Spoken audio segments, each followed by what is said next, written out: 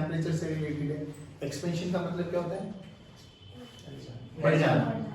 तो बेसिकली इस चैप्टर में हम बात करने वाले हैं कि कोई भी आपके पास मैटर होता है ना, उसकी एक टेंडेंसी होती है कि जैसे जैसे टेम्परेचर का वेरिएशन आता है तो उसकी shape, size, length, area, volume में कुछ ना कुछ चेंज आ जाना।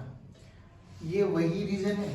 अगर आप लोगों ने कभी बहुत बारीकी से रेलवे ट्रैक्स को कभी एनालाइज किया हो कभी, तो रेलवे ट्रैक का एक लंबा सा पैच होता है, फिर बहुत छोटी सी ओपनिंग होती है उनके बीच में, फिर एक लंबा सा पैच होता है, फिर ओपनिंग होती है, फिर लंबा सा पैच होता है, फिर ओपनिंग होती है। अगर कभी नहीं नोटिस किया हो तो आप लोगों ने कभी फ्लाईओवर को नोटिस किया होगा, जो ब्रिजेस बनते हैं वो भी वन शॉट में नहीं बनते ब्रिजेस की, एक लंबा सा पैच बना दिया, वो भी छोटे छोटे छोटे छोटे पैचेस का कलेक्शन होता है और बीच में एक लाइन लगी रहती है।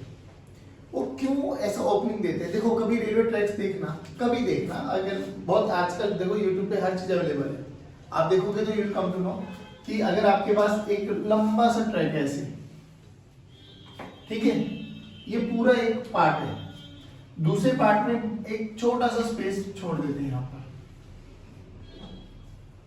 क्योंकि बड़ी टेक्निकलिटी के साथ बनाते हैं इन चीजों को। उनको पता है कि जैसे जैसे मतलब गर्मी आएगी, ठंड आएगी तो टेम्परेचर का वेरिएशन आएगा, टेम्परेचर का वेरिएशन आएगा तो इन चीजों में एक्सपेंशन आती है।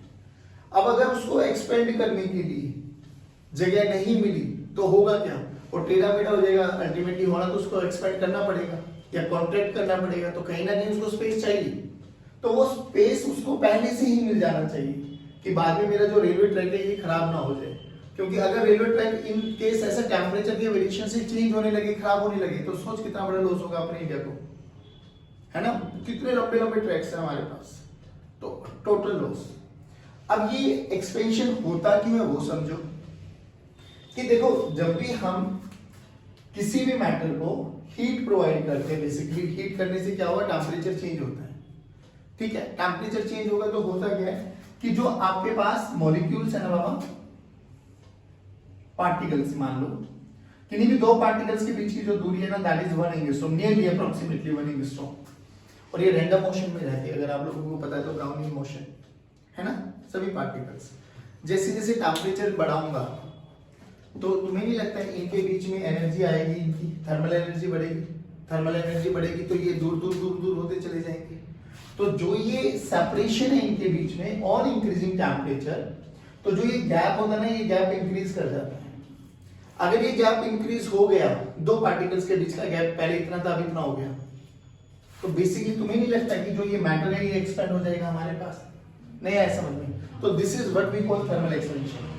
कि जैसे ही हम लोग टेम्परेचर का, समझ गए आप लोग, टेम्परेचर को चेंज करेंगे तो जो इन पार्टिकल्स के बीच का जो ये गैप होता है, टेम्परेचर चेंज करेंगे तो काइनेटिक एनर्जी बढ़ेगी, काइनेटिक एनर्जी बढ़ेगी तो ये जो सेपरेशन होता है ये धीरे धीरे धीरे धीरे बढ़ जाएगा, और बढ़ जाएगा तो आपका जो मैटर होगा वो एक्सपेंड कर जाता है। Got it? ये मॉरल ऑफ द स्टोरी है बस। अब इसमें कुछ लॉज वगैरह वो समझ लो कि मान लेते हैं, लेट अस सपोज कि हमारे पास एक पतली सी रॉड मान के चल लेते हैं। इनिशियल टेम्परेचर है हमारे पास Ti, और अभी इसकी लेंथ है बाबा L, ठीक? अच्छा, जो ये चेंज होता है ना बच्चों, ये बहुत छोटा सा चेंज होता है। ऐसे नहीं कि 1 मीटर की, वो सर्दी में हम लोगों ने 1 मीटर की रॉड खरीदी थी, वो 5 मीटर की हो गई गर्मियों में आते आते, अगली गर्मी में तो गई वही 20 मीटर। ऐसे तो मौज आ जाएगी हमारे पास, ऐसा कभी नहीं होता। बहुत बहुत स्मॉल वेरिएशन, बहुत छोटा सा वेरिएशन होता है। तो अब जैसे हम लोगों ने टेम्परेचर को चेंज कराया, ये फाइनल टेम्परेचर हुआ, तो ऑब्वियसली इसकी लेंथ में कुछ ना कुछ चेंज आया होगा, क्योंकि यहाँ पे जो पार्टिकल्स की काइनेटिक एनर्जी वो चेंज हुई है, जिसके कारण सेपरेशन जो ये गैप था ये इंक्रीज हो गया। तो अब ये वाला गैप आ गया, let's say L plus dl, ठीक है? This is L plus dl, ये हमें कैलकुलेट करना है dl। तो लॉ क्या कहती है कि जो ये dl है ना, change in length, directly proportion है कि कितना टेम्परेचर चेंज हुआ है। कम टेम्परेचर होगा तो कम एनर्जी का चेंज आएगा, मतलब कम एनर्जी गेन करेगा, ज्यादा होगा तो ज्यादा एनर्जी गेन करेगा। तो ये directly proportional to dt। dt is what बच्चा? चेंज इन, हाँ सभी बच्चे बोलेंगे चेंज इन टेम्परेचर। और dl क्या है बच्चों? Change in length. चलिए और दूसरा जो ये डीएल का वेरिएशन है ना, डायरेक्टली प्रोपोर्शनल है कि उसकी इनिशियल लेंथ कितनी है। जितनी ज्यादा इनिशियल लेंथ आएगा उतना ही ज्यादा चेंज आएगा। बात समझ में? तो इन दोनों भी डायरेक्टली प्रोपोर्शनल है। हाँ बिल्कुल, जितनी ज्यादा लेंथ होगी ना उतनी ज्यादा मॉलिक्यूल्स वाइब्रेट करेंगे, उतनी ज्यादा। भाई मान लो 2 मॉलिक्यूल्स हैं, उनका सेपरेशन हुआ, अब 20 मॉलिक्यूल्स है, 20 के 20 वाइब्रेट करेंगे तो सबका इलोंगेशन होगा। 50 मॉलिक्यूल्स है तो सारे के सारे वाइब्रेट करेंगे, धीरे धीरे धीरे धीरे धीरे सब शिफ्ट होते चले जाएंगे। बात समझ में आ गई? तो उस पर भी डिपेंड है। Are you cutting? पक्का? हाँ। अब इन दोनों को मर्ज करो तो DL is directly proportional to initial length into change in temperature. अब इस डायरेक्टली प्रोपोर्शन की वो हटा के अपन एक कांस्टेंट लिखते बच्चों, है ना। और यहाँ पे जो कांस्टेंट होता है वो क्या है? DL is equal to alpha. अब ये डायरेक्टली प्रोपोर्शन और अल्फा सेम ही है, तो this is alpha L I into D T. इस अल्फा को बोला जाता है बच्चों coefficient of linear expansion. Coefficient of linear expansion. बात समझ में आ गई? अब ये जो डीएल है, डीएल इज व्हाट?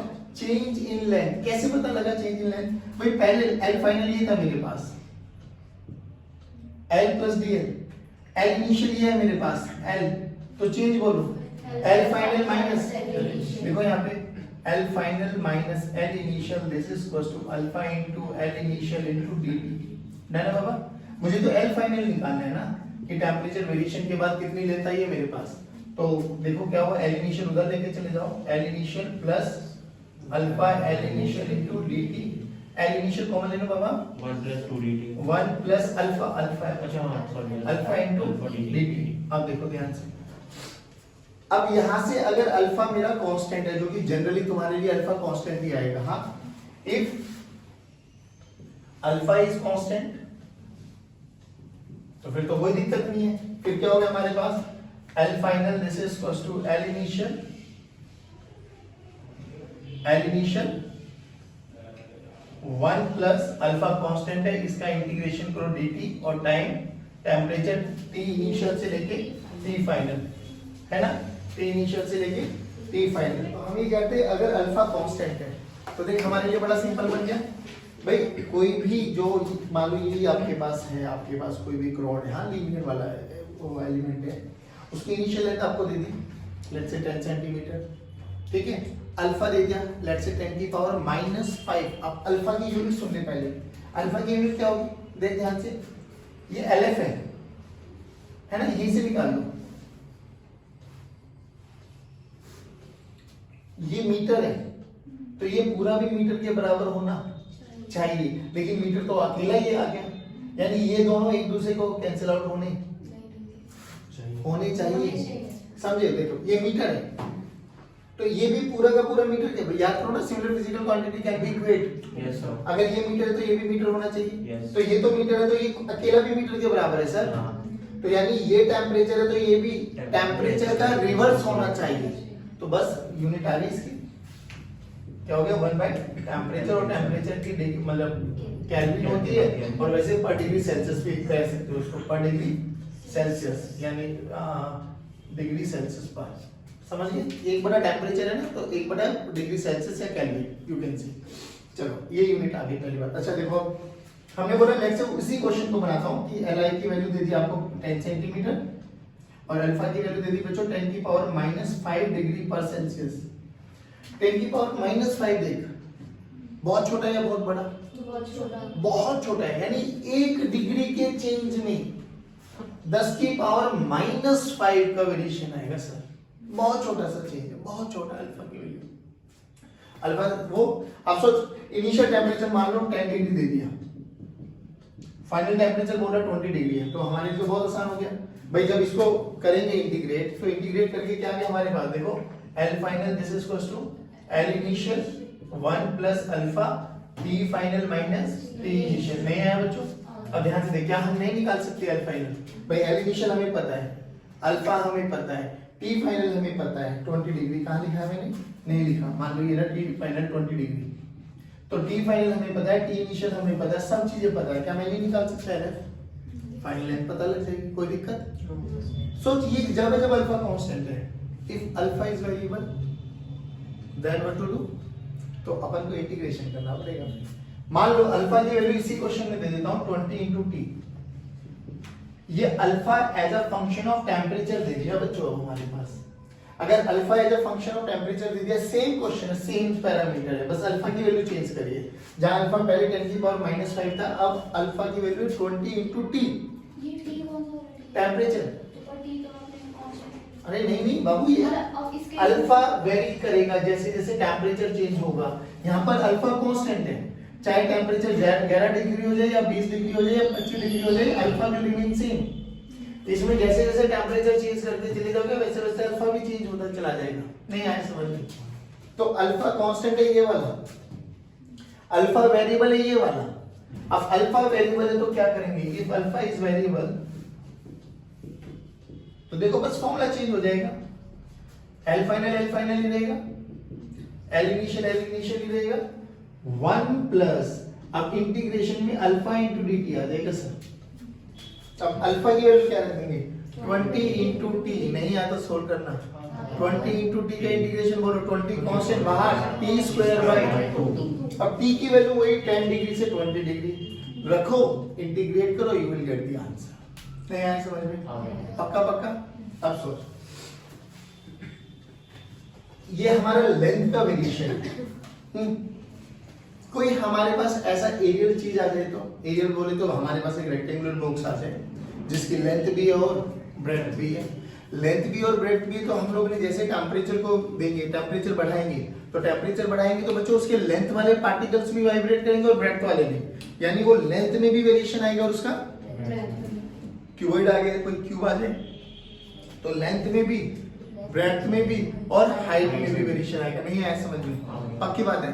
अब सुन, यहाँ से हम बात करते हैं, हमारे पास जो ये मैटर्स होते हैं ना, मटेरियल्स जो होते हैं, ये 2 तरह के होते हैं, एक आइसोट्रोपिक, एक एनाइसोट्रोपिक। आइसोट्रोपिक का मतलब क्या है, जैसे अभी हम लोग ने बोला, ये तो एक सिंगल वेरिएशन था लेंथ का, रेक्टेंगल आ गया तो एरियल जिसको अपन बोलेंगे, लेंथ में भी चेंज और ब्रेड्थ में भी चेंज है। अगर लेंथ और ब्रेड्थ में सेम मटेरियल का मिलकर बना हुआ है ना, लेंथ में वेरिएशन और ब्रेड्थ का वेरिएशन सेम है, मतलब अल्फा से सेम चेंज हो रहा है लेंथ में भी और अल्फा से सेम चेंज हो रहा है ब्रेड्थ में भी, ऐसो को तो बोलते हैं हम आइसोट्रोपिक, जिनका अल्फा कांस्टेंट होता है, जिसका अल्फा अलग अलग है, लेंथ में अलग, ब्रेड्थ में अलग, हाइट में अलग, इनको बोलते हैं हम एनाइसोट्रोपिक। क्या बोलते हैं? हमारे लिए जनरली कौन है? आइसोट्रोपिक। आइसोट्रोपिक का मतलब समझ में आ गया, हमारा जो चेंज, जैसा चेंज लेंथ में आएगा ना वैसा ही ब्रेड्थ में आएगा और वैसा ही डेप्थ में आएगा। बात समझ में आएगी? Height depth you can say जो भी कहना है आपको, बात समझ में आएगी? तो हमारे लिए कौन चलने वाला? आइसोट्रोपिक। अब मेरी बात सुनो, इसको उतार लिया। अब एक होता है हमारा एरियल एक्सपेंशन, ठीक है, एरियल एक्सपेंशन, और एक होगा हमारा वॉल्यूमेट्रिक।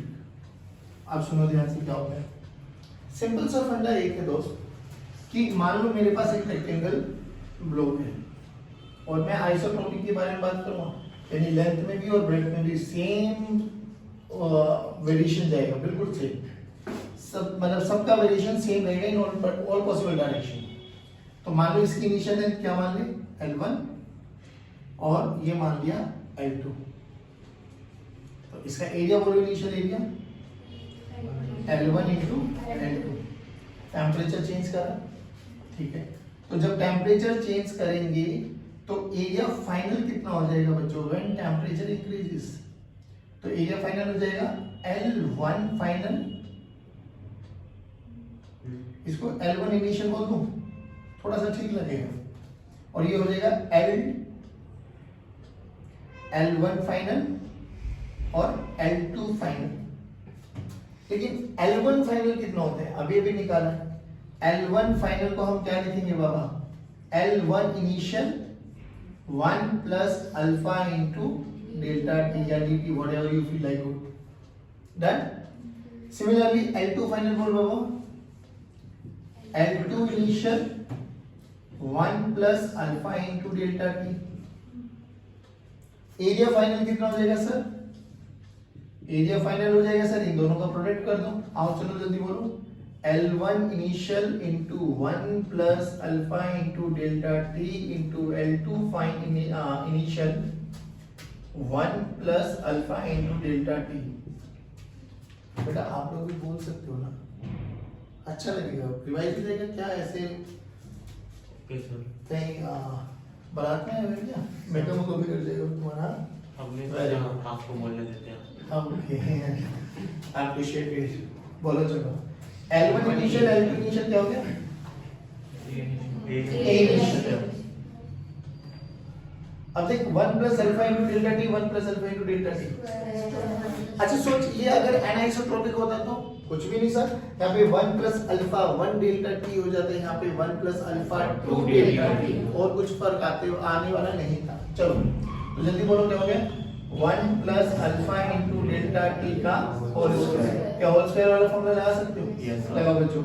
a इनिशियल इनटू 1 का स्क्वायर प्लस अल्फा का स्क्वायर डेल्टा टी का square plus 2 into alpha into delta T.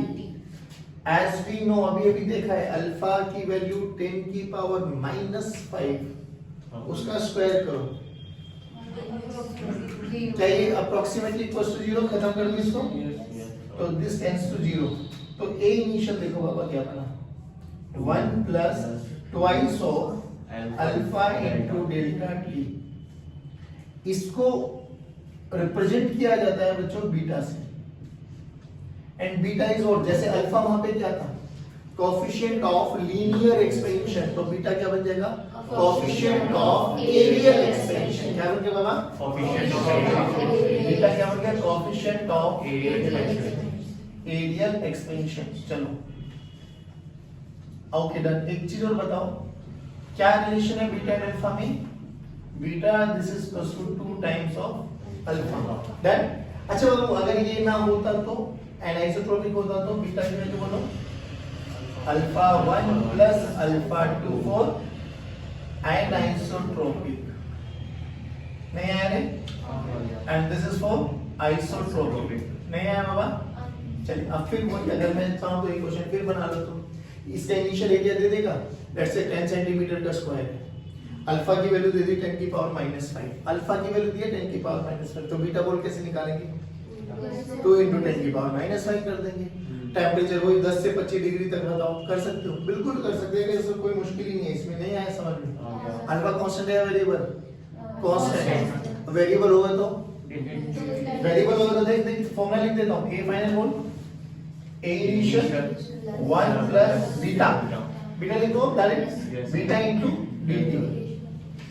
अगर बीटा मतलब अल्फा वेरिएबल है तो बीटा भी वेरिएबल होगा, क्योंकि बीटा और अल्फा डायरेक्टली प्रोपोर्शनल है, तो बीटा को अंदर लेके जाओ, बीटा इनटू dt। क्या इंटीग्रेट करके सॉल्व कर लोगे? Yes, पक्की बात है। चलो एक देख लो इसमें वॉल्यूमेट्रिक एक्सपेंशन, बोलो उसमें क्या हो जाएगा, खुद बताओ। वॉल्यूम का चेंज,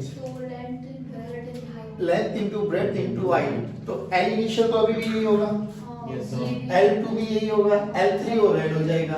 L3 का फॉर्मूला बोलो, L3 initial is equal to 1 plus alpha into delta t। तुझे नहीं लगता है L1 initial L2 initial L3 initial volume initial बन जाएगा? Yes, sir. यानी कहीं ना कहीं वॉल्यूम फाइनल का फॉर्मूला कुछ ऐसा आता हुआ दिखाई देगा, वॉल्यूम इनिशियल। डन देखना, 1 plus alpha into delta t into 1 plus alpha into delta t into 1 plus alpha into, नहीं आया। फिर जब इनको मल्टीप्लाई करोगे तो दोबारा से देखो स्क्वायर वाली टर्म्स आती हुई दिखाई देंगी, सबको उड़ाते चले जाओ, क्यों? क्योंकि अल्फा बहुत छोटा होता है। तो फाइनल रिजल्ट देखो क्या आता है, दिखाई देगा v final this is equals to v initial 1 plus 3 times of alpha into delta t। यहाँ पे 3 अल्फा क्या बना? गामा। क्या बना? हाँ वेरी गुड, गामा तो बन गया। गामा है क्या चीज? Volumetric expansion. Very good, volumetric expansion. एक बड़ा बहुत फेमस क्वेश्चन आता है यहाँ से कि what is the ratio of linear areal and volumetric expansion. तो alpha is equals to 2 alpha is equals to 3 alpha, basically 1:2:3। तो alpha is to beta is to gamma में क्या रेशियो चलता है बाबा? 1:2:3। नहीं आया बच्चों? पहले मतलब इनके क्वेश्चंस में कोई मुश्किल है क्या? आप सुनो, अगर आइसोट्रोपिक है तो सभी लेंथ्स में जो चेंज आएगा ना वो सेम आता है, इतना ध्यान रखना बस। सो अब ऐसे कैसे क्वेश्चंस आते हैं, बहुत बेसिक से क्वेश्चंस हम सुन लो कि अगर हमारे पास एक स्क्वायर शीट थी, हाँ इसमें से हमने स्क्वायर शीट है बच्चों, साइड लेंथ ए मान लेते हैं, और आइसोट्रोपिक है बच्चे हमारे पास, इसमें से हम लोगों ने एक डिस्क को बाहर निकाल दिया जिसका रेडियस आर, ये खाली बन गया स्पेस, ठीक। नाउ ऑन इंक्रीजिंग टेम्परेचर, तो कमेंट ऑन आर एंड ए, क्या आर बढ़ेगा, ए घटेगा, ए बढ़ेगा, आर घटेंगे, दोनों बढ़ेंगे, दोनों घटेंगे, कमेंट करना, ठीक है।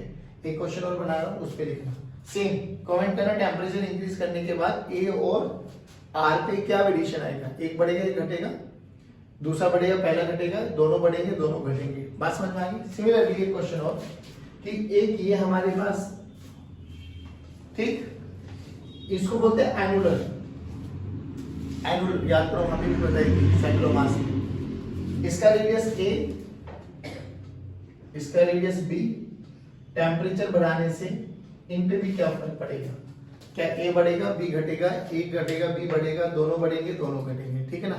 सो दोनों बढ़ेगा दोनों घटेगा, पहले वाले में हाँ दोनों बढ़ेंगे दोनों बढ़ेंगे, और दूसरे वाले में दोनों बढ़ेंगे, यही था आंसर, यही आंसर। देखा सर मैंने सही तुक्का लगाया, वो मतलब लॉजिक लगाया।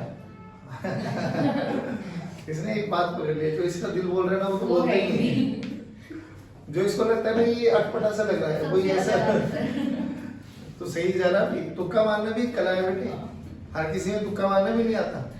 हम नॉर्मली अपने दिल पे ना विवश हो जाते हैं, मैं नहीं सुनता सर, मैं नहीं सुनता दिल का, और दिल की जगह हम फट मारा पर दिल की नहीं सुनती, नहीं सुननी चाहिए, फिजिक्स में तो नहीं, कम से कम। देखो लेक्चर की स्टार्टिंग कब की थी, टेम्परेचर बढ़ेगा तो हर एक मॉलिक्यूल एक दूसरे से दूर होना चाहेंगे, काइनेटिक एनर्जी बढ़ेगी, तो जो गैप है वो इंक्रीज होगा। सोच के देख, अगर आप ये बोलना चाहते हो, मैं ये कह रहा हूं ए में ए फाइनल क्या हो जाएगा, A plus one, A one plus alpha into delta T, तो आर क्या हो जाएगा, आर फाइनल क्या हो जाएगा, आर वन प्लस, तो बढ़ रहा है ना, तो बढ़ने का मतलब घटना तो कोई सभी फैक्टर नहीं चाहिए, और ये तो प्रॉपर्टी है भाई कि कोई भी लीनियर डायमेंशन होगी ना वो सेम वे में इंक्रीज करेगी जैसे जैसे आप टेम्परेचर बढ़ा रहे हो, तो ये भी बढ़ेगा, मतलब क्या होगा, ये रेडियस भी बढ़ता चला जाएगा बाबा, और ये भी बढ़ता चला जाएगा, और होना भी चाहिए। अगर एक बढ़ गया और एक घट गया तो फिर वो जो हमने बेसिक जहां से स्टार्ट किया था वो तो फेल हो गया हमारा। तो ये तो हॉल में तो खाली है ना, मतलब जो आपने कहा था ये आर मतलब निकाल दिया है ना इसमें से। अरे भाई तो ये रेडियस तो बढ़ जाएगा ना बेटा, रेडियस भी ये देखना, ये दो मॉलिक्यूल्स है हैं, कि मतलब जो ब्रिज वगैरह बनाते हैं उसमें स्पेस होता है तो हाँ। कम होता है ना, फिर उससे ज्यादा हो जाता है, क्या हो जाएगा, मतलब आपने बताया था ना कि अरे बेटे हमने स्टार्टिंग यही की थी ना कि ऐसे है, टेम्परेचर चेंज हो जाएगा तो एक्सपेंशन आती है ना, तो ये जब हाँ कम हो जाएगा ना एक्सपेंशन से, ये इसीलिए तो छोड़ा गया, एक्सपेंड करने का मौका दिया जाए, नहीं देंगे तो होगा क्या, अगर मैंने ऐसे ही एक ब्रिज बना दिया, टेम्परेचर चेंज हुआ, मॉलिक्यूल दूर दूर हुए, तो इनके पास है ही नहीं जगह, तो ये टेढ़ा मेढ़ा वहीं हो जाएगा, जग खा जाएगा, नहीं ऐसा ये चीज थी वो, पास में वाली, तो दोनों के दोनों में बढ़ जाएगा, बी भी बढ़ेगा और ए भी बढ़ेगा, ए भी बढ़ेगा और आर भी बढ़ेगा, बात समझ में आ गई। अब सुनो देखो क्या होता है, अभी जब हम लोगों ने इलास्टिसिटी पढ़ी थी तो हम लोगों ने एक चीज पढ़ा था कि मॉडुलस ऑफ इलास्टिसिटी जो होता है वो स्ट्रेस बाय स्ट्रेन का रेशियो होता है ना, स्ट्रेस बाय स्ट्रेन, स्ट्रेस क्या होता था, F applied by A into strain, changing configuration by original configuration। फिर हम लोगों ने बात की थी यहाँ पर कि अगर हम बात करें ये change in configuration, change in configuration by original, okay done. फिर हमने बात की थी कि ये तीन फर्दर और तीन पार्ट्स में डिवाइड किया था हम लोगों ने, Young's bulk modulus of rigidity, तो यंग्स मॉडुलस में हम लोगों ने क्या बोला था, F by A delta L by L. Bulk modulus में हमने लोगों ने क्या बोला था, minus v dp by dv। ऐसे मत देखो, और चारों तरफ से फोर्स पर यूनिट एरिया लग रहा था तो प्रेशर बोल देता, तो change in pressure per unit volume. और मॉडुलस ऑफ रिजिडिटी जब हम लोगों ने शेयर स्ट्रेस दिया था, tangential, are you getting me? तो force per unit area into theta, theta की वैल्यू बाद में x बाय l रख दिया था। Now listen to me very carefully, अगर स्ट्रेस आ जाए, मान लो ये एक वायर है, एक वायर है, इस वायर में स्ट्रेस कब आएगा, इलोंगेशन कब आएगा, जब हम लोगों ने फोर्स लगाया था। भाई हमने यही तो किया था ना, देखो ध्यान से कि सर एक वायर है जिसपे लेंथ l है, हम लोगों ने यहाँ पर एक m मास लगा दिया जिसने m into g वेट लगाया, जिसके कारण इसमें इलोंगेशन आ गई l डैश। बाद में हमने l डैश माइनस l किया था तो will get l delta l। अरे बोल भाई, ध्यान रख यहाँ पे जो इलोंगेशन का फैक्टर कौन था, अप्लाइड फोर्स। फोर्स लगाए थे तो लेंथ का चेंज आया था सर, नहीं आया समझ में? बोलो भाई, आपकी बात ना, यहाँ पर लेंथ का चेंज का एक रीजन कौन है, चेंज इन टेंपरेचर, दोनों अलग अलग है। ध्यान से सुनिए, अब हमसे क्या बोला गया, देखो एक बहुत बेसिक सा कॉन्सेप्ट समझ लो कि एक ना ऐसा एक दीवार थी, और इस दीवार में हमने, जैसे अभी सर्दियों का टाइम चल रहा है, हम लोगों ने एक रॉड को लगा दिया जिसकी लेंथ l है और इसका यंग्स मॉडुलस y है, सब गिवन है, ठीक है। जब ये लगाया था तो मान लो टेम्परेचर 7 डिग्री 10 डिग्री कुछ भी था, सर्दियों में ऐसा टेम्परेचर चलता है। गर्मी आ गई, जून का महीना आ गया, अब ये टेम्परेचर हो गया 25 डिग्री, क्या होगा, लेंथ में इलोंगेशन आना चाहेगा नहीं चाहेगा? लेंथ चाहता क्या है, ये वाली रोड चाहेगी क्या कि लेंथ को बढ़ाया जाए, बट बढ़ा पाएगी क्या, क्यों? क्योंकि दीवार है, दीवार तो बढ़ने देगी नहीं, दीवार नहीं बढ़ने देगी तो दीवार क्या करेगी, इसको दबाएगी। दबाने का मतलब क्या है, दीवार इस पे एक स्ट्रेस लगाएगी, that stress we have to calculate. बोला गया कैलकुलेट दैट स्ट्रेस। अब स्ट्रेस लगने का रीजन समझो कि स्ट्रेस कब लगेगा। मान लो बहुत बेसिक सी चीज समझना, और समझ में आ जाए तो अच्छी बात है, फिर बहुत आराम से हम ये क्वेश्चन कर सकते हैं। देखो क्या बोला गया, मान लो मेरे पास एक रॉड थी जिसकी लेंथ l है, हाँ, इनिशियल टेम्परेचर मान लेते हैं 10 डिग्री, यंग्स मॉडुलस मान लेते हैं y, टेम्परेचर चेंज कर दिया हमने 10 डिग्री से लेके टेम्परेचर फाइनल कर दिया हम लोगों ने 30 डिग्री। बताओ लेंथ का वेरिएशन आएगा नहीं आएगा? बॉल कितनी हो जाएगी, l plus delta l। Delta l को क्या लिख सकते हो, alpha into delta t। 1 plus, हाँ वही, बिल्कुल सही बोल रहे हो, जो भी बोल रहे हो, ठीक है ना। l फाइनल कितना हो गया, L1 plus alpha into delta t हो सकता है ना? हाँ, क्या ये लेंथ होना चाहती थी इतना, क्या हो गई लेंथ चेंज, क्या स्ट्रेस लगेगा? दोबारा सुनो, L लेंथ था जब टेम्परेचर 10 डिग्री था, टेम्परेचर चेंज कर दिया तो रॉड क्या चाहती है, इलोंगेट होना। क्या रोड इलोंगेट हो गई? हाँ हो तो गई, नहीं वहां पे नहीं बात करें, यहाँ पे कर रहा हूँ, यहाँ पे ये अलग कॉन्सेप्ट समझ पहले, जल्दी देख दोबारा, वो अभी इस पे आते हैं, पहले इस पे बता। क्या एक रोड ऐसे रखी थी फ्री, टेम्परेचर बढ़ा, इलोंगेट हो गई, होना चाहती थी, हो गई, चाहती क्या थी, इलोंगेट होना, हो गई ना? हाँ, तो स्ट्रेस बताओ आया नहीं आया, आया नहीं आया, कहीं का स्ट्रेस आया है? नहीं आया। भाई एक बार बताओ, मैं एक बलून है, बलून फूल, मैं बलून को फुला रहा हूं, फूलता जा रहा है, स्ट्रेस किस चीज का है, वो फुलाना चाह रहा था, वो फूलता जा रहा है। स्ट्रेस तो जब आएगा ना जब वो तो फुलाना चाह रहा हूं इधर से तो मैं, और पीछे से दबा रहा हूं, तो स्ट्रेस कौन सी केस में क्रिएट होगा, पहले वाले में दूसरे वाले में? इधर देखना, ये क्या चाहती थी, इलोंगेट होना, हो गई ना, तो काहे बात का स्ट्रेस भाई, स्ट्रेस तो ये बेचारी झेलेगी ना, ये क्या चाहती है, हुई क्या नहीं, तो स्ट्रेस इस पे आया ना भाई, है कितना L, चाहती कितना है, ये L1 plus alpha into delta t, ये चाहती है, क्या होने देगा, क्या नहीं होने देगा, नहीं होने देगा तो कौन नहीं होने दे रहा, दीवार, तो दीवार क्या करेगी, स्ट्रेस लगाएगी ना बाबा इस पे, that is what we have to calculate. अब सिंपल सा फॉर्मूला देख, थर्मल एक्सपेंशन जुड़ गई ना इलास्टिसिटी के साथ। बोल स्ट्रेस का फॉर्मूला क्या है? Stress F by gamma into strain, हाँ और स्ट्रेस क्या है? Force per unit area. This is equal to gamma into strain. नहीं आया बच्चों? हाँ पक्की बात है। अब यहां से गामा निकाल सकते हो क्योंकि ये चाहती थी इतना होना, तो एल फाइनल ये रहा, एल इनिशियल ये रहा। एल फाइनल में से एल इनिशियल माइनस कर दो तो डेल्टा एल आ जाएगा। तो gamma strain delta L by L initial. अब एल इनिशियल कौन सा लेगा? ये वाला या ये वाला जो चाहती है? इनिशियल टेम्परेचर पे कितना था? 10। फाइनल टेम्परेचर पे कितना हो गया? ये। तो इसके लिए इनिशियल कौन बना? यही बना। बात समझ में आ गई? हाँ, बट वो जो अल्फा इंटू डेल्टा टी का फैक्टर है वो बहुत माइन्यूट होता है। तो आप लोग ये लिख सकते हो, एल इनिशियल को एल ले सकते हो, बट अगर कहीं पर स्पेसिफाई कर दिया जाए तो आपको एल इनिशियल फिर वही टेम्परेचर का लेना जो होना चाहिए था। बात समझ में? यहाँ पे फाइनल वॉल्यूम कितना हो गया? यहाँ पे कितना हो गया? L into alpha into delta T हो गया ना डेल्टा एल। डेल्टा एल की वैल्यू कितनी होगी? L into alpha into delta T. देखो यहाँ पे रखो, force per unit area, Young's modulus ये रहा, और यहाँ पे L into alpha into delta T.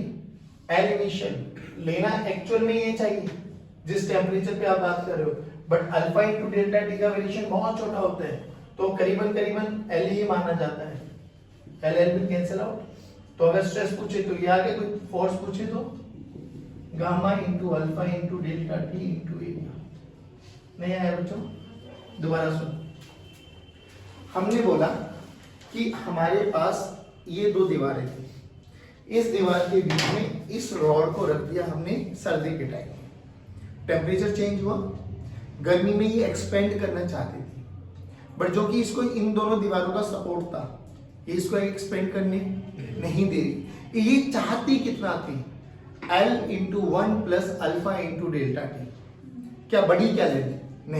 नहीं बड़ी तो उस पर स्ट्रेस लगाना। हाँ, किसने लगाया? दीवारों ने लगाया, क्योंकि दीवार इसको दबा रही है। अगर दीवार ना हो तो ये एक्सपेंड कर जाए, वो स्ट्रेस हमें कैलकुलेट करना है। अब ये चाहती कितना थी? इतना है, कितना? इतना। तो चेंज कितना होना चाहता है? Alpha into L into delta T. तो स्ट्रेस का फॉर्मूला कितना है? Gamma into strain. गामा तो गामा गिवन है, स्ट्रेन क्या होगा? Delta L by L. Delta L ही आ गया। अब रियलिटी में एल कौन सा लेना चाहिए? जिस टेम्परेचर पर वो चाहती है उतना होना, बट बाद में हमारे लिए जो अल्फा इंटू डेल्टा टी वो नेग्लिजिबल है, तो it is approximately equal to L. तो हम लोग एल लेके चल लेते हैं, L L will cancel out, will get the answer. बात समझ में आ गई? तो स्ट्रेस कैसे निकाला जाता है आगे? इस वाले केस में स्ट्रेस नहीं आएगा, रीजन समझ में आया? क्योंकि ये क्या चाहती थी? एक्सपेंड होना, और हो भी गई है आराम से, तो there is no stress at all. ये क्या चाहती थी? एक्सपेंड होना, बट हुई क्या? नहीं, तो स्ट्रेस लगा इसमें। अच्छा सोच, अगर ये अब सोचो गर्मी में या सर्दी में आ जाए तो क्या होना चाहिए? होगी क्या? नहीं। अब क्या करेगी? ये दीवार इसको अपनी तरफ खींचेगी पीछे की तरफ। नहीं आया समझ? चलिए, पक्की बात है। कल और एक लेक्चर और लगेगा, इसको वाइंड अप करते हैं। जय हिंद।